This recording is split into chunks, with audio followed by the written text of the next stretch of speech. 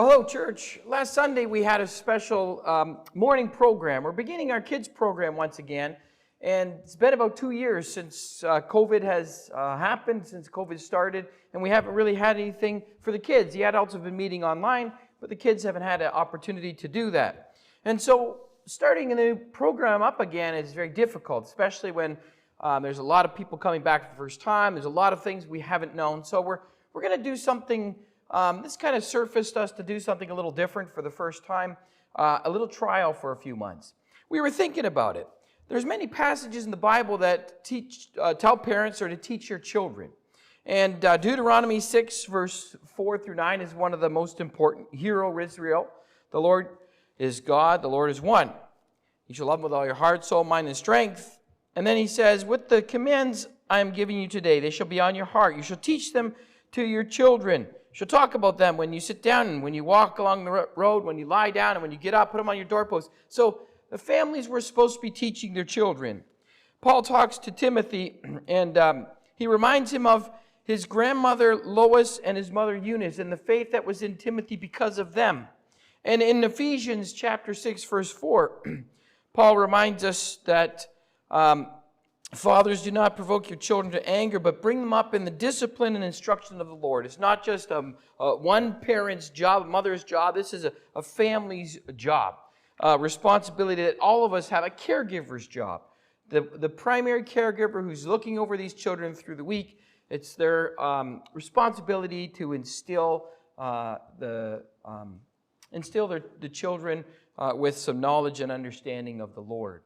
And a lot of people, life gets busy, and sometimes we just expect the church to do this. Now, there is a community responsibility as well. We look back at Israel. Israel was a community. There were a lot of times that, there's a lot of scriptures that when your children ask, and so, when they crossed the Jordan River and they set up stones, and these are here when your children ask, or the celebrations they had, and some of the meals that they had together. When your children ask, why do we do this? So you do it as a community as well. And so we're not saying there's no responsibility on the church. We're saying that it's both. Responsibility on the caregivers and responsibility on the congregation.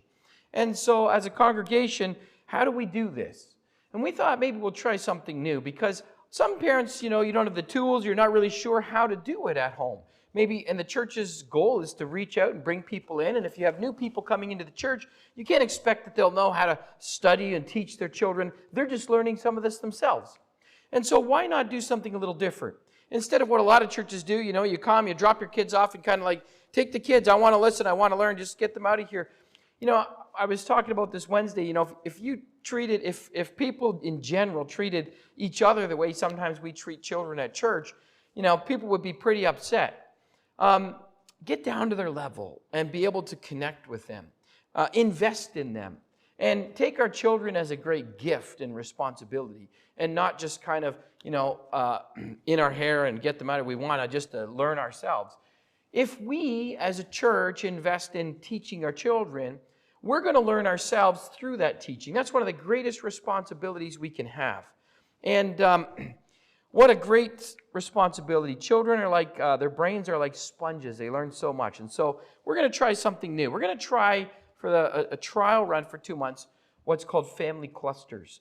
And what this means is that from 10 o'clock till 10:45 every Sunday morning, if you come into to church and you have little ones with you, and even if you don't have kids, you're welcome to join the program. We'll help you, put you into a family cluster where you can be used and help to make it better. The more people involved, or the more we invest in it, not the more that it's involved, the more we invest in it, the better the program will be.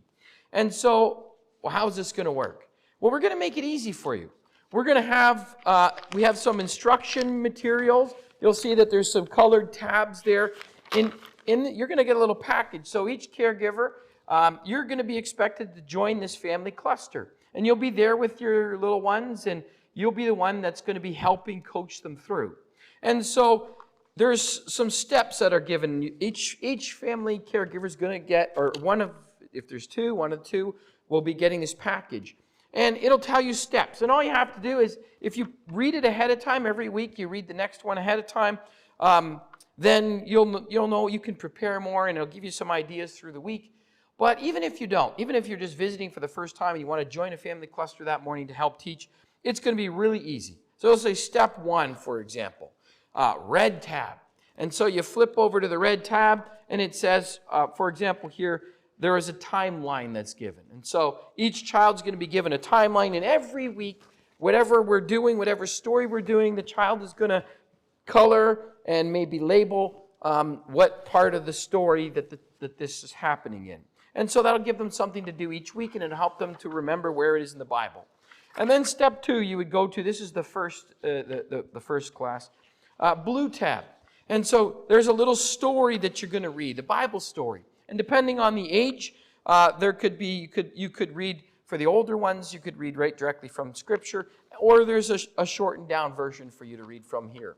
And then step 3, there's some activities to do. And we're going to do some fun things together. Now, just so I'm clear, this is for ages 3 to 13.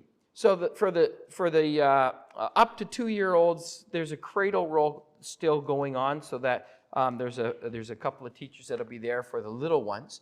And then for the 14 and up teens, there's going to be a teen class going on. Samson's going to be leading that. And then for those who are coming who aren't a part of the Family Cluster program, there will be a class as well in the main auditorium. So just make sure that I mention that before I forget. So back to the sheets here. So there's all kinds of activities they're going to do. So for example, in this first one, it's about Moses and the 10 Commandments. And so they're going to have a little map.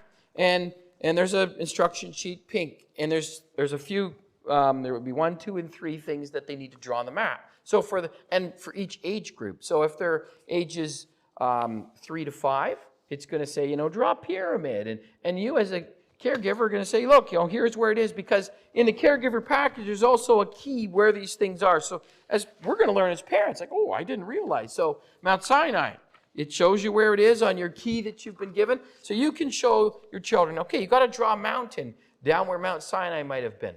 And so then we're going to draw the route for the older ones. Draw the route where the Exodus happened, how they got to Mount Sinai.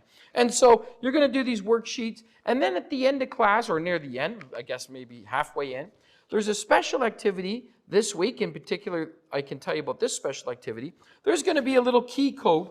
And kids are going to be given, you're going to be given some clay, and you're going to make clay tablets. And then the kids are going to have like an alphabet, and we're going to give them some Hebrew letters. They're not the same, but they can at least have some fun making some Hebrew words on these tablets, and then they're going to harden, and the next week they'll have a couple of little tablets. And then we're going to talk about what happened when Moses came down the mountain, and we're going to move into Joshua. So these are the type of things we're going to be doing in these family clusters. It'll be fun. Parents, you'll be working together. And so you might have, if you have in your family, a couple of kids that are 3 to 5, and then 6 to 9, and then 10 to 13. So let's say you have a 10 to 13-year-old, maybe one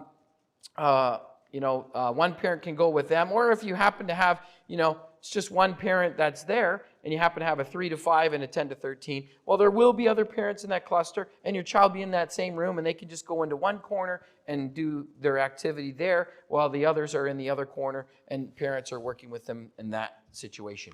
Again, this is a trial. We're going to see how it works and come back. We're looking for feedback. If you're interested in joining this program, please let Jamie or myself or Jose know, and we'll make sure that you're on the list, so it's easy for us to know how many packages to put into each cluster and how many clusters we're going to have.